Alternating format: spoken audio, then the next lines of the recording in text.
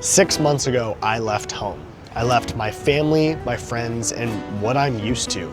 And I packed my bags, took my pets, and I arrived here in Malaga, Spain. And 6 months later, I find myself asking, did I make the right decision? Was it worth leaving everything I knew behind? So first, I want to start with what I didn't expect. And these are things I really have enjoyed about living here. So the first, and this is a bit of a small thing, but come with me on this one, is I actually really appreciate that the stores close during siesta and that stores are closed on Sundays. And the reason is this: it reminds me that here in Spain, life moves more slowly. People make intentional decisions to have breaks in the middle of the day, take a siesta, go out for lunch with friends, and just relax a little bit more. Not everything needs to happen now or immediately. And it's the same thing on Sundays. When a lot of the mercados or other stores are closed, it's a reminder that people are taking a break and that they are really just slowing down the pace of life. And it's a good reminder for me if I'm working all day and I haven't given myself a break, but when I see the stores are closed, it reminds me that, hey, maybe it's time for you to take a break. The next thing that really surprised me is that slower pace of life. I come from the United States, and there is a hustle culture where people are constantly working or proving themselves or working on a passion project or moving constantly to that next thing. And while it can help you build success and wealth and status, it oftentimes comes at the sacrifice of your well-being and the ability to stop and, well, look around at where you are. And seeing here in Spain the slower pace of life where people are more not only spontaneous but intentional with their time, it reminds me that maybe it's not about spending the night working on that project. Maybe it's not about spending all day at work or burning the midnight oil on my YouTube. Maybe there's a component of actually just going out, living and being present, not only where I am, but with who I am with. And I don't know, if that's not part of what life is, then I guess I'm still figuring that out. And the last thing was really friends. I was a little nervous coming here that I would struggle to meet people and to make friends. And I guess I shouldn't have been too worried, because almost immediately I've found communities here of people with not only similar interests, but similar ideologies and mindsets, and I've learned a lot from these people.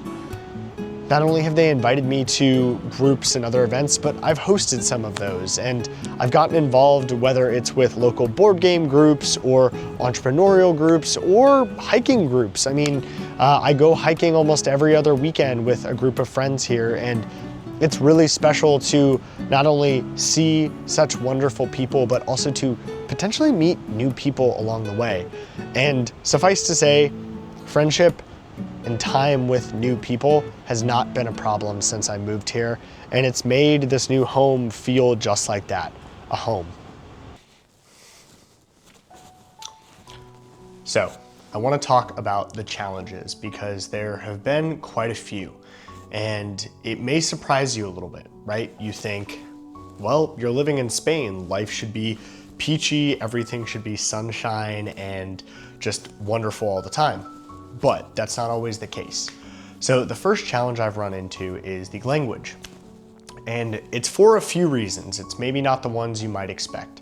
So first off, I am learning Spanish and I'm currently taking Spanish classes every week, but the language progression is slower than I would like.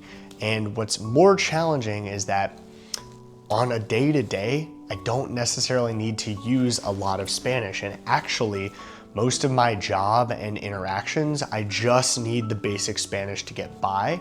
And then from there else, friends and going out, English is predominantly what I use amongst my friends. Now, another challenge with the language is that here in the province of Malaga, they speak a certain dialect of Spanish, and it's almost a bit of a slang because what a lot of Malagueños do is they take a lot of words and they kind of smush them together. So, and on top of that, another challenge is that they speak very quickly. If you go to other parts of Spain, they might have a more relaxed cadence. Here, it's very rapid, and because they push words together, it can be really challenging for someone who's currently trying to learn Spanish. The second thing that's been a challenge is, I talked about this earlier, but I still struggle with hustle culture. There is this feeling that comes from myself that now that I have moved and made this massive change to live overseas, that I need to prove myself to myself. I need to prove to myself that this was a worthwhile investment, not only financial, but time and everything else, that this was the right decision.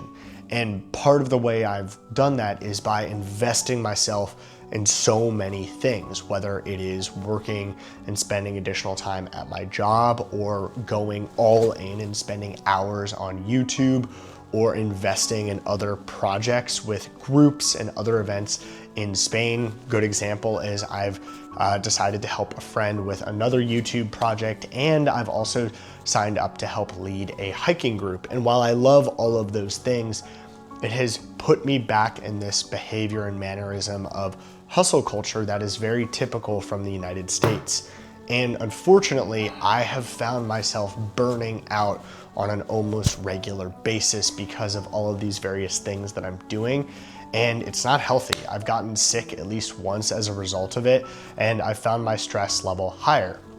So as a result of that, I am constantly catching myself when I fall into these traps to take a page out of the Spanish book and relax, take an afternoon off, go for a walk, go for the beach, do something that helps me slow down a little bit.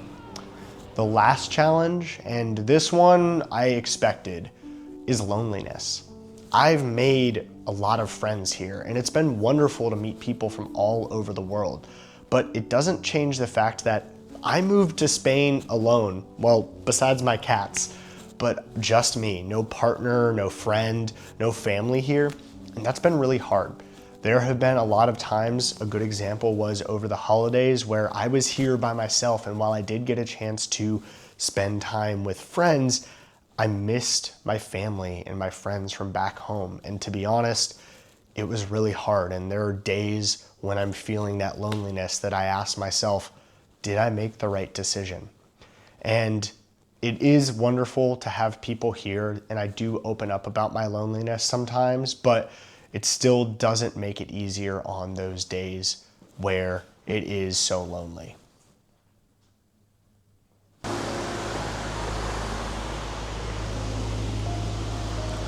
So, I want to talk about what's changed, and there's actually been quite a significant shift in the way I show up in my day-to-day life compared to just even 6 months ago.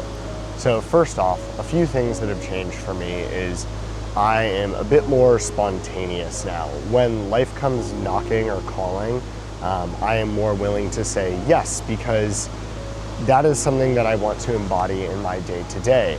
And some examples of that are maybe someone texts me the night of and says, hey, do you want to go grab dinner or a drink?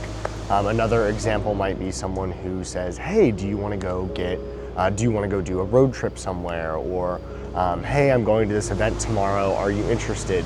And I've been more willing to say yes to these things because for me, these are opportunities for life, right? This is life literally coming and knocking on my door and saying, hey, are you interested? And what I found that's so beautiful is that there's so many amazing people here that it's a great opportunity for me to not only make new connections, but for me to also have new experiences. Now, another thing that's changed for me is how I define what an adventure looks like. I used to think that an adventure meant going on some big, grand, long, planned out trip, but in reality, I'm realizing that it can be the small day-to-day things. Maybe you do take a day trip somewhere, just either by bus or by train, just go experience a new cafe, a new overlook, or just a new beach somewhere. It could also be just going out for a cafe with a friend, doing something small but unique that builds meaningful memories. And it can also include smaller adventures like going on a weekend trip somewhere. I actually have one planned for later this spring to see some cherry blossoms, so stay tuned for that, as I'm really excited about that. But it could also mean just getting on a plane and going to experience a night or two in a new city, either in Spain or beyond. So the question really is, do I stay? So the short answer is yes. I'm gonna stay for the duration of my visa. I have a 3-year working visa for Spain where I can live and work in country, and I plan to make the most of that. I plan to travel not only around Spain, but also other parts of Europe, and I'm really excited to do so. But when that visa comes time to expire, I don't know what I'll do. I don't know if I'll renew and stay longer in Spain, or if this is simply just one stop along the journey, and that's okay. For me, it's hard to plan what the future will look like 2.5 years from now, and I don't want to, right? I don't know who I'll be with, I don't know what will be important to me, and I may either go somewhere else in the world or I might go back to the United States. I haven't figured that out yet, and that's okay. But if you're interested to see the journey along the way, make sure to subscribe and like. If you have any questions, please let me know. I read and answer every single one in the comment sections. Now, I do plan on making a 1-year video, so stay tuned. 6 months from now, I'll let you know what my thoughts are after a year of living in Spain. But until then, if you're interested in following along in the journeys, I'll be happy to see you on the channel. Otherwise, thanks so much for watching. I'll see you on the trail.